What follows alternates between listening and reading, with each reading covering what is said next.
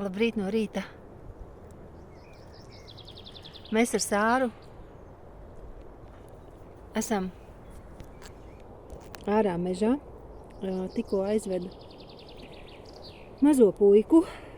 Mežā atradu zīmuli. Ja godīgi, man tikko beidzies ir maziņš atlicis zīmulīts. Un atradu kādu zīmējus un pametis. Nav auskaru. Nav ar ko aizsargāties. No skatieniem, ja? Nē, nu kā, tas taču ir loģiski. Jo publiskāks cilvēks, jo vairāk vajag visādus vizuļus un visu ko, lai novērstu, cilvēki to saka ļaunā acs. Es nezinu, vai tā ir ļaunā acs, man liekas, ka tas ir, es pati īstenībā bieži vien vēroju, piemēram, pie ārsta. Es aizēju, ārsts man raksta receptes, es ar viņu runāju, un, es skatos uz grēdzeniem, uz auskariem, kas vīz. Man drusku jāpievakt arī suns, tamdēļ, ka, Sāra ir tā. Sāra ir ļoti bailīga, tāpat kā es, un tad, kad kāds mums tuvojas un strauji, tad viņa, aši uzbrūk. Nozīmē, ka var kādu, vienkārši iekost, sakost, saķert. Sakost precīzi nebūs vārds, jo nevienam asins nav lījušas no Sāras. Vienkārši ir tā, ka drīzāk tāds varbūt saimniekā izbīlis, manī spēcīgs izbīlis. Labi, bet īstenībā tēma, par ko es šodien pie mātes dabas esot, gribu pastāstīt. Un kas man ienāca prātā, lasot par vīriešu iniciāciju. Ja? Es teicu, ka man mīļākā grāmata ir Ādama atgriešanās. Jā, Ričards Rors, nekas nav mainījies, pa to pašu grāmatu vēl turpinu murmulēt.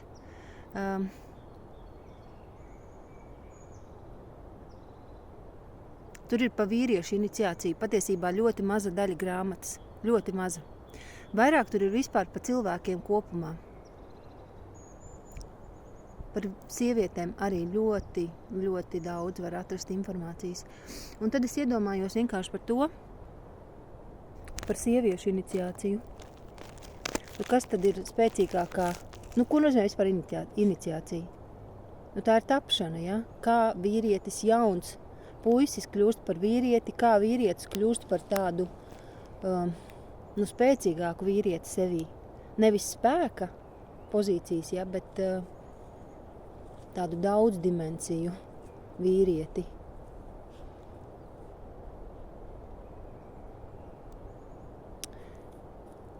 Tad sievietes, kas spēj darīt par īstām sievietēm? Ja godīgi, man vienīgais, kas nāk prātā, tās ir droši vien dzemdības. Kā vienīgais? Ir viss kaut kas, protams, pirmās attiecības un tā tālāk, bet man liekas, ka nekas nav spēcīgāks kā dzemdības. Tā transformācija. Un te man jāsaka, ka es to neesmu piedzīvojusi. Un retā situācija ir, man ir bērni, jā, tie ir citas sievietes bērni, un kaut kādā mērā, protams, es saku paldies, ka man vispār ir tāda iespēja, ka man ir tāda pieredze, ka es varu pieņemt citas sievietes bērnus, kas arī ir izaicinājums, un es jau stāstīju, man ir jārēķinās ar to stāstu, ar to informāciju, visu, kas jau ir bijusi, kas jau ir sastrādāta, tāpat laikā kaut vai ar tiem pašiem ēšanas paradumiem, ja, ka es pieņemu jau bērnus ar tik daudz gatavu informāciju, kur es gribu pateikt, ka viss vēl var mainīties, viss plūst un mainās. Bet es neesmu piedzīvojusi, ko nozīmē tas, ka man vēderā izaug bērns, kādas tās ir sajūtas. Pat sirds nodreb, ka es tā kā uzdrošinos par to runāt, blakus brauc vilciens.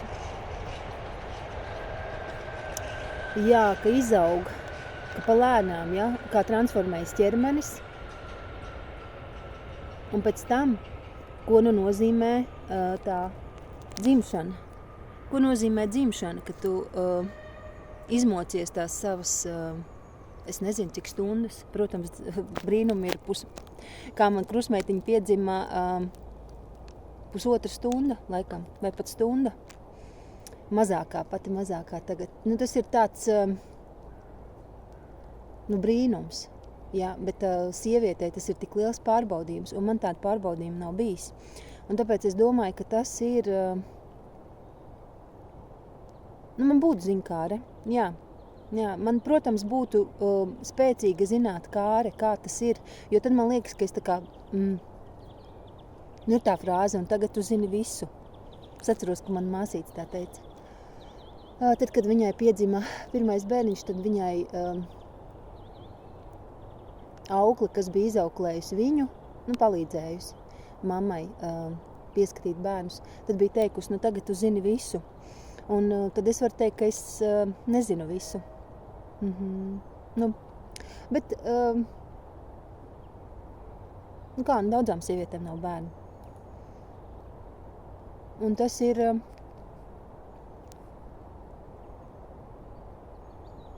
tas ir kaut kas ir kaut kādā mērā droši vien. Jā, ir jāizsāp, es domāju, ka jā. Bet droši vien jābūt atvērtam un jāskatās, ko es tik un tā varu darīt šajā dzīvē. Un kaut kā drusku jau var pasūkstīties, tā iekšēji vai arī dažreiz kādam izstāstīt, bet pēc tam tik un tā pateikties. Jo es jau nezinu, no kā man sargā. Varbūt es būtu... es nezinu, kas ar mani būtu. Ja kaut kas manā dzīvē nav, tad tam droši vien nav jābūt. Tādas manas pārdomas. Mēs iesim tālāk. Tā līdz citai reizei.